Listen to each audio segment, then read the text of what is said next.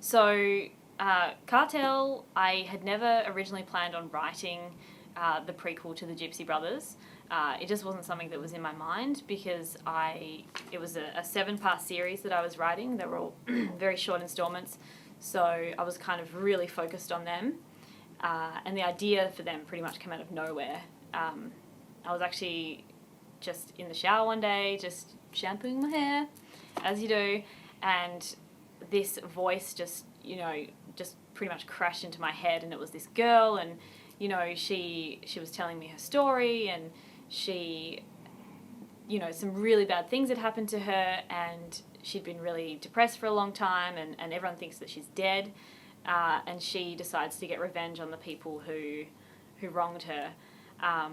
So when I released the first couple of books in that series, it had a really great reception, but a lot of the people were unsatisfied with the lack of backstory, why this guy had done the things that he had done to her. They wanted an explanation.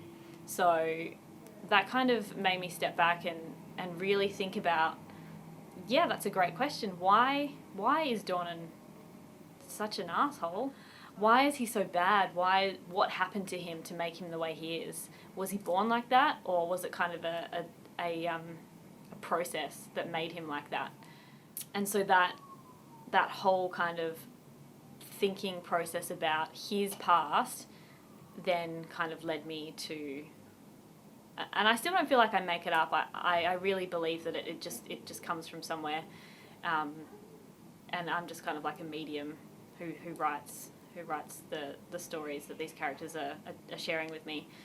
So once I started writing Dornan's backstory, it was originally just going to be a flashback scene, like just one scene, and then it kind of turned into one book, and it's actually 3 books long.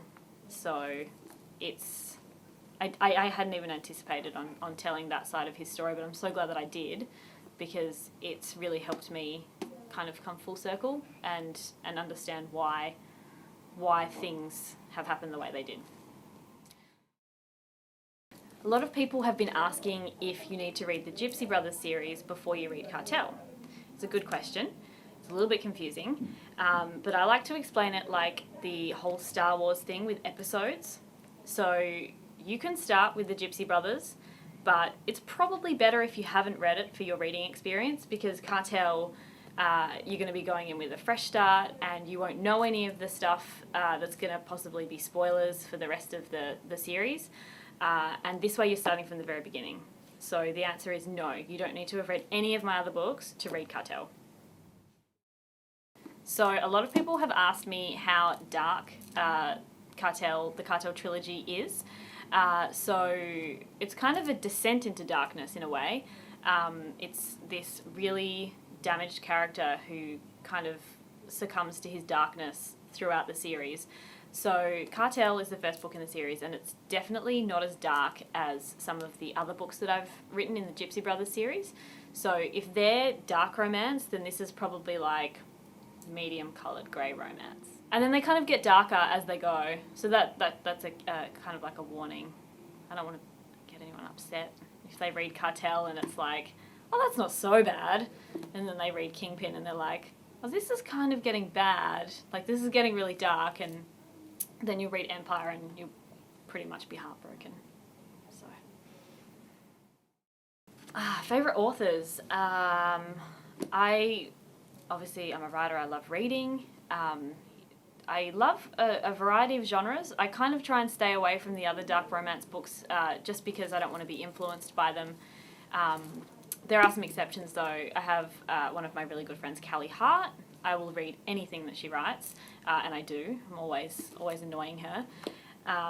So that's kind of my dark romance fix.